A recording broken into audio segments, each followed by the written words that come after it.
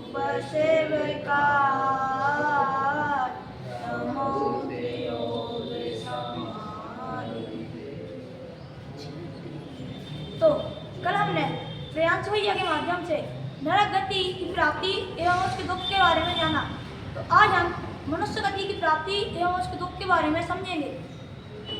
तो पंडित दौलत राम जी चढ़ाला की पहली ढाल के पहले ही छंद में लिखते हैं कि जे त्रिभुवन में जीवे अनंत सुख चाहे दुख ते भयवंत ताते दुख हारी सुख कार काहे सीख गुरु करुणाधार। कि तीन लोक में अनंत जीव हैं, इस तीन लोक में अनंत जीव हैं।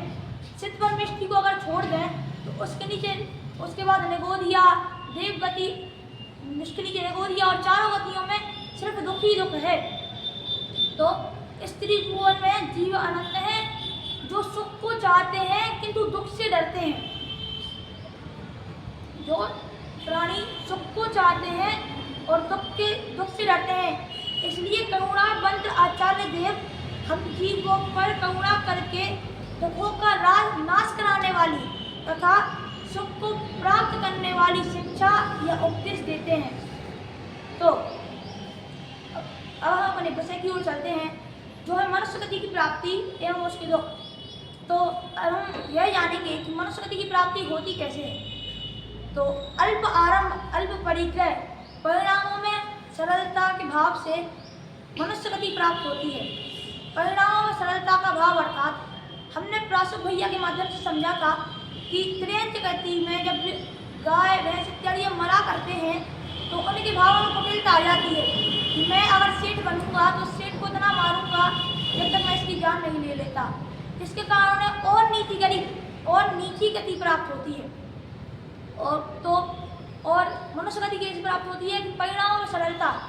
काश मुझे सम्यक दर्शन प्राप्त हो जाता, काश मुझे मुक्ति प्राप्त हो जाती, ऐसे भावों से मनुष्य गति प्राप्त होती है। ऐसा नहीं है मनुष्य गति में सुख है, मनुष्य गति में सुख नहीं है। मनुष्य चारों गतियों में ही दुख है। मैं आपको पहले ही बता दूं कि इस संसार में सुख किसी के पास नहीं है। किसी के पास बस कम दुख है और किसी के पास ज्यादा दुख है। तो हमें लगता है जिसके पास कम दुख है उसके पास सुख है। तो इस मनुष्य गति में जन्म से ही दुख शुरू हो जाते हैं। तो उसके लिए पंडित दौलत राम जी सुनने लगते हैं। जननी उदर बस्यो नव मास अंग सकुच ते पायो त्रास निकसत जे दुख पाए घोर तिनको कहत नावे और। कि मनुष्य गति में यह जीव अपनी माता के गर्भ में 9 माह तक रहता है। और कैसा रहता है? एकदम पसर के नहीं रहता है, फैल के नहीं रहता है। सुख में दुख में रहता है बिल्कुल सुकड़ करके। उसके हाथ ऐसे बंध जाते हैं, वही सुकड़ करके रहता है। अगर उसकी माँ जोर से हाथ पाँव भी हिलाए तो उसको दर्द होना शुरू हो जाता है।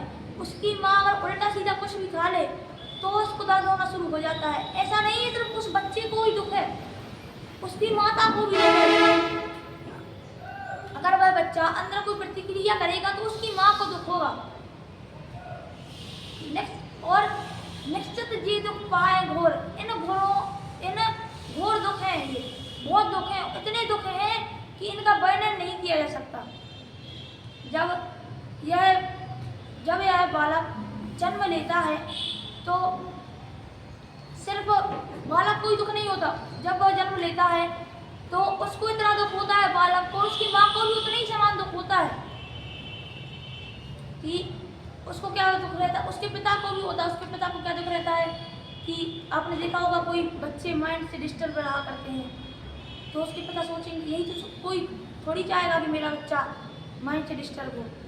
ये भी तो यही चाहेंगे कि मेरा बच्चा सही हो। उसको उसके पिता को ऐसे दुख रहते हैं। और जब वह थोड़ी बड़ा होता है उसमें ज्ञान नहीं रहता बिल्कुल भी। तो उसके लिए पंडित दौलत राम जी कहते हैं, बालपने में ज्ञान न लहो तरुण समय तरुणी रत रहो मृदक सम बूढ़ापनो, कैसे रूप लखे आपनो। कि जो अपना बालपना होता है, जिस अवस्था में अभी अपन है, उस बालपने में क्या ज्ञान नहीं होता है, तो वह अपने उसे किसी छोटे वालों को पता ही नहीं रहता है कि ये आग है, इसे मेरे को हाथ नहीं डालना है, इससे मेरा हाथ जल जाएगा।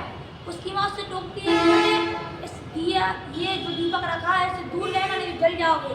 लेकिन जब तक वह उसको हाथ नहीं लगा लेता, जब तक उसको उसका पता ही चल जाता है, वह उसमें हाथ लगाता है और जल जाता है। अर्थात उस बालपने में तो ज्ञान ही नहीं रहता। वह अपने दोस्तों के साथ खेलने जाता है, वहाँ गिर जाता है, उसको ऐसे आदि बहुत दुख होते हैं। उसको बालपने में उसको ज्ञान नहीं होता है किसी चीज का। फिर तरुण समय में तरुण ही रहता है। तरुण समय अर्थात 24-25 साल की उम्र में वह अपनी स्त्री के साथ समय व्यतीत करता है या पैसे कमाने में दिन भर लगा रहता है। तो पैसे कमाना सुख नहीं है। अगर पैसे कमाना सुख होता तो मुकेश अंबानी के पास तो कितना पैसा है, तो क्या वह सुखी है? नहीं। उससे पूछो, उसके लिए खाने के लिए सिर्फ दाल का पानी, नमक नहीं मिलता, उसको शक्कर नहीं मिलती, तो वह सोचता होगा क्या इतने पैसे होने का उसके पास कोई फायदा है क्या? नहीं। इतने पैसे हैं तो उसके पास एक चिंता और हो जाएगी कि अरे यार ये पैसे चोरी ना हो जाए, आज उसको अनेक चिंता हो जाएंगी। पैसे कमाना सुख नहीं है, स्त्री के साथ रहना सुख नहीं है। और आपको क्या कोई बता सकता है मेरे को कि संसार में सुखी है कोई, और क्यों है सुखी है? समझ। इस संसार में नरेंद्र मोदी सुखी क्यों? क्योंकि से वह दिन भर बैठा रहता है और कुछ करता नहीं है, और वह विदेश में भी मिल जाता है। नहीं, अगर हम आपको एक कुर्सी पे बैठा दें, आपको बढ़िया खाने दें, सोने दें, सब करने दें, बस बैठे ही रहें आप, तो क्या आपको सुख लगेगा?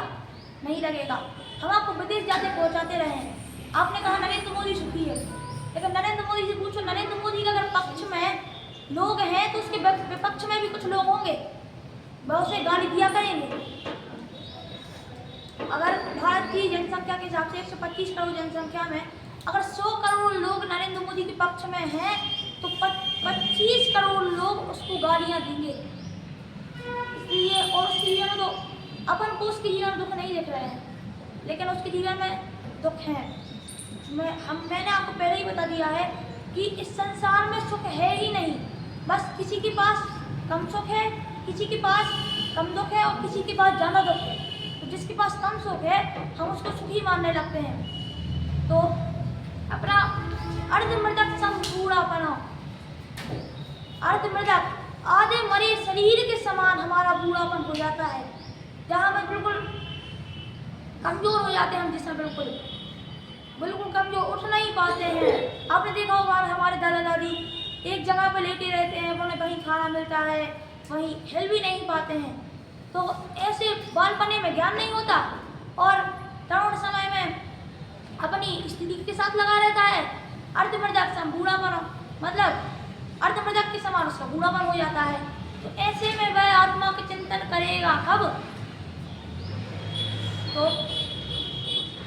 मतलब मनुष्य गति में सुख नहीं है, ऐसे में वह आत्मा का चिंतन करेगा कब? अब आपके मन में प्रश्न आ रहा होगा कि मनुष्य गति के अलावा और किसी भी गति में मोक्ष की प्राप्ति नहीं होती, अर्थात मनुष्य गति सुख है, मनुष्य गति में सुख है? तो नहीं, मनुष्य गति में सुख नहीं है। अभी हमने देखा कि मनुष्य गति में सुख नहीं है, तो अब एक और चीज़ सोच रहे होंगे कि मुनिराजों के जीवन में क्या दुख नहीं है? तो हाँ, उनके जीवन में भी दुख है, किंतु कम है। तो इसके लिए हम मनुष्य गति के दो प्रकार से समझ सकते हैं। पहला लौकिक और दूसरा अलौकिक। लौकिक तो भी हमने देख लिया कि जैसे एक गरीब बच्चा होता है, उसको पढ़ने में रुचि होती है, लेकिन उसके पिता उसके लिए पैसे नहीं कमा पा रहे, और एक अमीर बालक होता है जिसके पास बहुत पैसा है लेकिन उसे पढ़ने में रुचि ही नहीं है, उसे इधर उधर के जुआ खेलने में इत्यादि में रुचि रखती है। तो उस पिता से जाकर के पूछो जो अपने बच्चे को पढ़ाने के लिए अनंत दुख उठाता है, मतलब गरीब के लिए कह रहे हैं, कि उस पिता से जाकर के पूछो जो अपने बच्चे को पढ़ाने के लिए बहुत दुख उठाता है, 2-2 ढाई-ढाई क्विंटल की बोरियां वो इधर से उठा कर उधर रखता है, इतने दुख उठा करके वो पढ़ाता है। मतलब उसके बेटे को पढ़ने में सुख है लेकिन उसे पढ़ने नहीं मिल रहा, तो उसके लिए ये बात दुख है। उसके पिता को वह इतने दुख उठा रहा है उसको पढ़ाने के लिए, तो उसके लिए भी दुख है। उसकी माँ सेठ के यहाँ बासन वगैरह धोने जाती है, तो उसकी माँ के लिए दुख है, उसकी माँ के लिए दुख है। और उस सेठ को जो उसे पैसा दे रहा है उसके लिए उसे दुख लग रहा है पैसे देने में। और मतलब देखा जाए तो सारे ही जीव अपनी अपनी जगह दुखी हैं। भाई ने बताया कि नरेंद्र मोदी सुखी है, तो नरेंद्र मोदी भी सुखी नहीं है। हम सोचेंगे पैसे कमाने में सुख है, तो पैसे कमाने में सुख नहीं है। मुकेश अंबानी के पास कितना पैसा है, सुखी नहीं है वो। सुख तो अपनी आत्मा में है।